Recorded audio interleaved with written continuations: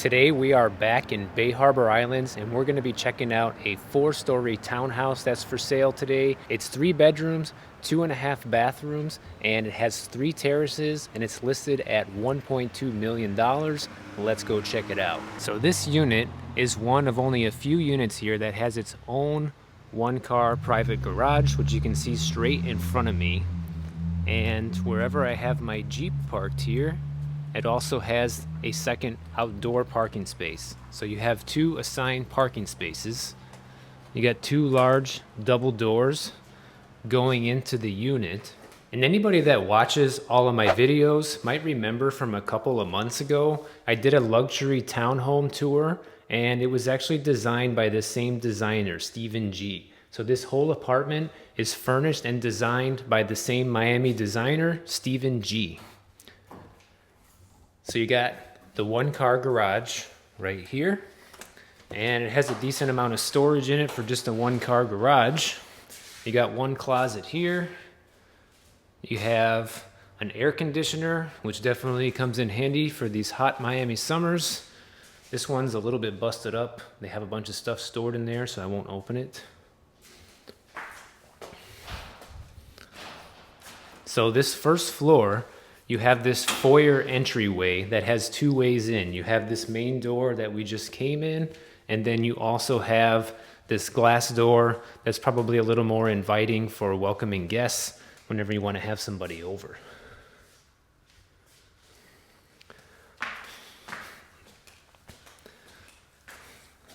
Now moving up to the second floor, we have an office area to the left, and also the first terrace of the unit.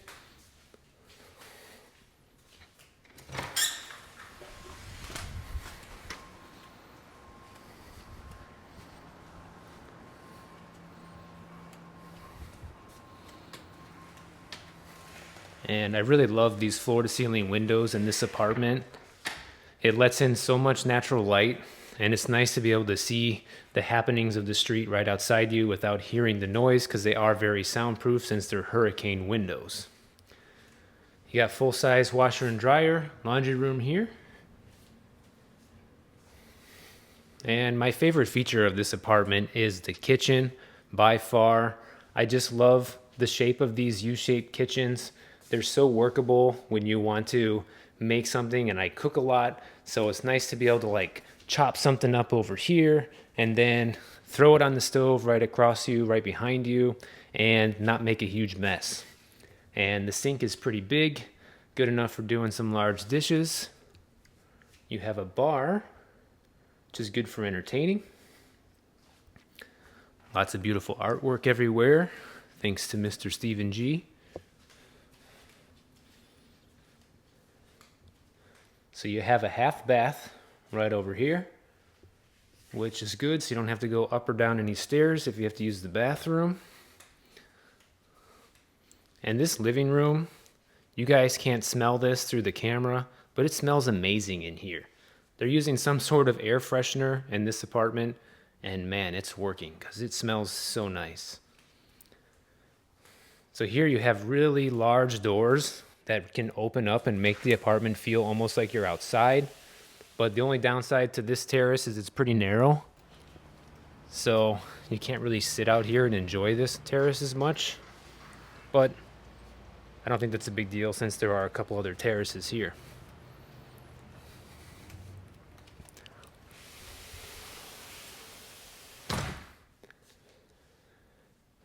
So these windows that are on the other side of the unit, this overlooks the courtyard area of the whole building. There's only 14 townhouses in this whole complex, so it's fairly private, and you're just overlooking the whole parking area of the units there. Let's go up to the 3rd floor and check out the bedrooms.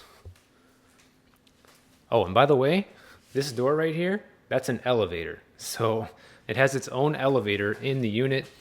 I didn't try to use it. Well, I did try to use it, and it wasn't working, and I didn't want to get stuck in it, so I'll just take the stairs. That's a nice piece. So to the left, we have the master bedroom. Easily fits a king-size bed in here, no problem. I gotta say, for a place with this price range though, it's really chintzing out on the closet space. You probably have to be somewhat of a minimalist to live in here, especially a husband and wife. That closet's tiny. So over into the bathroom, have a little sitting area there for reading a book or watching somebody take a shower. This is a beautiful bathroom. His and her sinks. Plenty of room in that shower. Nice frosted glass. Very pretty.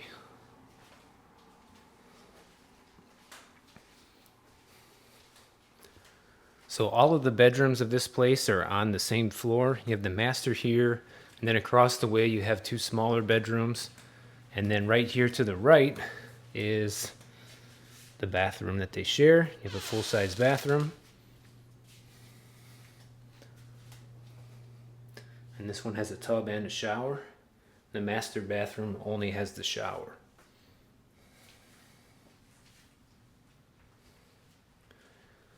Now this bedroom here is definitely the smallest one. This is a full-size bed, and I feel like even with this small full-size bed, it's almost bursting out of here. There's hardly any room to walk around to the other side of this bed. So this bedroom is on the small side, but you know, for a child's room, or you know, just having some guests over for a few nights, it's not such a big deal.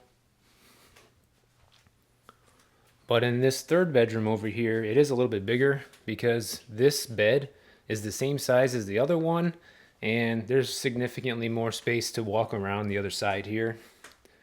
This room has to be at least maybe 15, 20 square feet bigger. Even the closet's bigger too. It's more of a walk-in closet, which is funny because that's bigger than the closet in the master bedroom.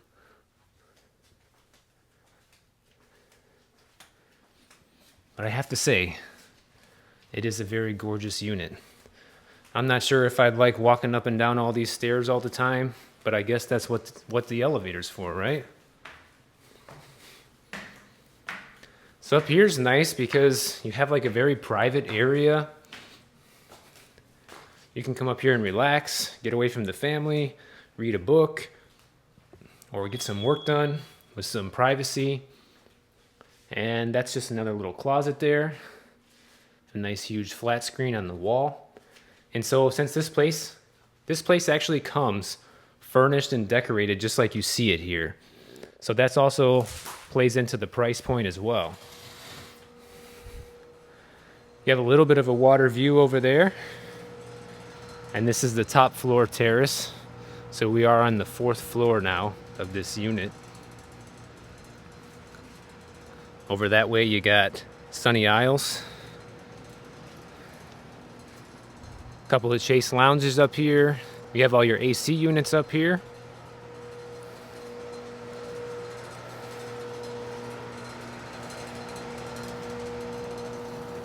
So I want to take a couple minutes at the end of this video to briefly outline some of the differences and advantages of living in a townhouse versus, say, a single family home or a condo. And basically the differences are this.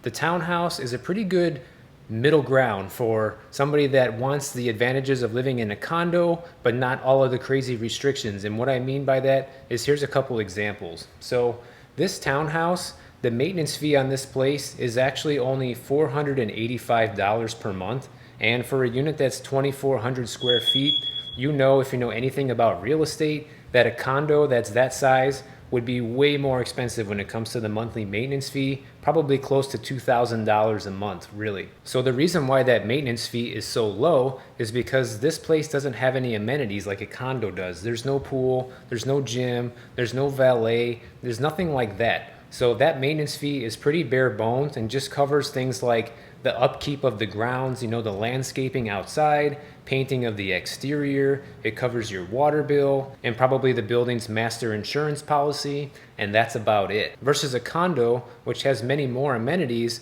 so you pay a lot more per square foot for your monthly maintenance fee.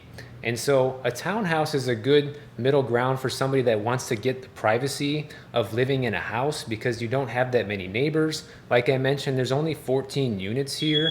So that's not very many neighbors, and you're not wall to wall. Like, this whole place belongs to this unit. You don't have anybody above me or below me. I think this wall that's right in front of me might share that with the other unit next door, but that's about it. So you get a lot of the privacy that you would normally get with a single family home, but you don't have to deal with all the maintenance. You don't have to paint outside or mow the grass or anything like that. One of the other differences about living in a townhouse versus a condo, besides the lower maintenance fee, is that you're gonna have way less rules in a townhouse complex like this. Technically, this place is run by an HOA, so there are gonna be some rules, but we're talking maybe like 1 or 2 pages worth of rules, versus in a condo, you have like 10, 15, 30 pages worth of rules because you have a lot more people living under one roof. So in general, they just have to put out so many more rules because so many people do stupid things. And in a more private complex like this, there's just no need to have those crazy amount of rules. So you do have a lot of the advantages of living in a condo without some of the disadvantages. So now you've gotten to see a beautiful townhouse in the area, and you understand some of the differences between a condo, a townhouse, and a single family home.